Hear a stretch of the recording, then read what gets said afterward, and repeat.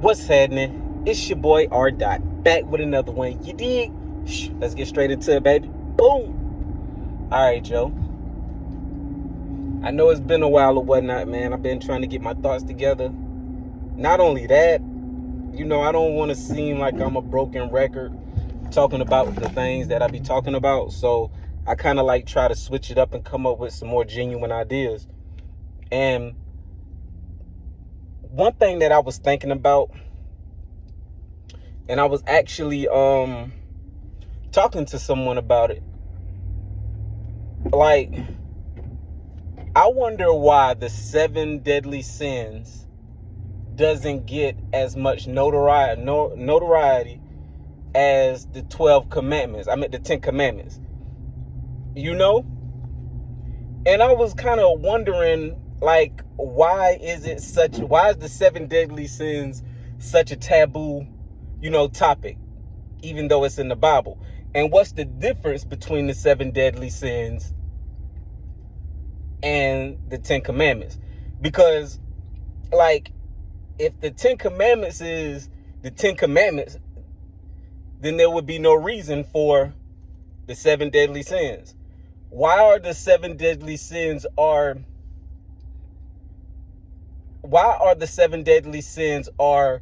geared toward emotions, when the 10 commandments is basically something that should derive from a natural human, a human being being a human, So as I got to thinking, and look, if I'm wrong, correct me if I'm wrong, yo. But these are just my thoughts, man. And I don't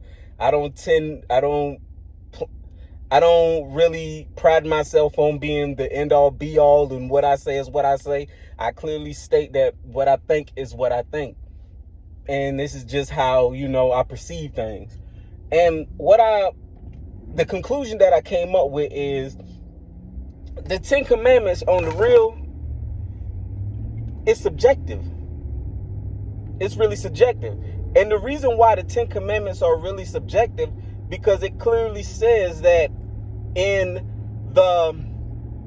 Ecclesiastes, when Solomon was basically saying there's nothing new under the sun, and he said that there's a time to lie, there's a time to steal, there's a time to kill.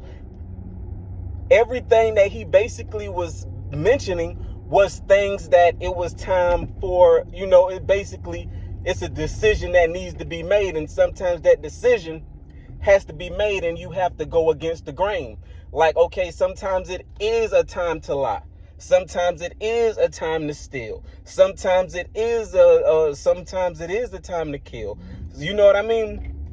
And things like, or whatever, for the most part. But when I started thinking, and I started like, yo, there's never a time to be wrathful, because that means you became so engulfed in your emotions that you can't even think straight. Then I got it. That's why it's a deadly sin, because you're no longer yourself. When you become wrathful, you have no perception of the current state that you're in. You just see red. You just wrathful. And when a person, a man, or a human being is in that state, they done lost all ability to be, a rational human being. So I get it. Okay, lust. Now, lust is another thing, that there's never a time to be lustful. Because you can be reckless with, your sexuality. I mean, and it goes whatever way you want it to go. And, we all grown here. So because of the simple fact that you're lustful, that means you become an abomination, wherever you want to put it, however you want to put it. Like, you know what I'm saying? I don't judge, or whatever the case may be. But I get that. That's a 7 deadly sin. I get it. That deserves to be there. Gluttony. There's never a time to force feed yourself, to continue to eat, to continue just to, indulge in and overindulge. There's never a time to be gluttonous. It doesn't mean that it comes from a place of, you're just eating up everything. It could be, You know, you're so gluttonous to the point that you just overindulge in everything that you do. Food, money, time, all those things, whatever the case may be. You just overindulge. You know what I mean? And we can keep going on with the 7 deadly sins. You know, slothfulness, man. You know, God says, you know, next to cleanliness, cleanliness is next to godliness. You know what I'm saying? I'm not saying that God said that, but that's a term that we kind of use or whatever. And if I'm not, I don't consider myself to be a Bible scholar. I've read the Bible and everything, so I kind of know a little bit about the Bible. You know, a little bit. I know my way around the Bible. But let me know if that statement is in the Bible. But from what I recall, it's not in the Bible. I've never read that in the Bible, or I don't recall reading that in the Bible. You know, it's just, man, the 7 deadly sins, bro. Like the 7 deadly sins, there's never a reason to be any of those things. There's never a reason to be in any of those things. But when you compare it to the 10 Commandments, there is a time to do the majority of the things that's on that list. You know? And that's what got me thinking. That is the reason why people be in the situation that we're in. Because we feel that because we guide our lives by the 10 Commandments instead of the 7 deadly sins. Because if we guide our lives and let the 10 Commandments guide our lives, we're never going to be 100% because we're going to always have an excuse to excuse the things that we do. You know what I mean? So we're never ever going to be able to take full 100% accountability for the things that we do, because we're always going to feel that we can be forgiven, and then we can back it up by it's a time to do this and it's a time to do those things. It's a time to lie.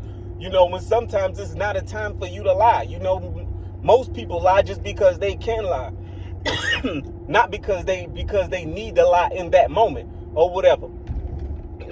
If that makes sense, what I'm saying. You know, so that's another thing where it keeps us, you know, not being able to take accountability for the actions that we make, because we're always going to be in the place and in the mindset of, okay, God gonna forgive me, God gonna forgive this, God gonna, you know, because of that. But because the 7 deadly sins basically holds a mirror up to us, we tend to shun that to the side and we tend to disregard it, because of the simple fact that the 7 deadly sins basically holds a mirror up to you.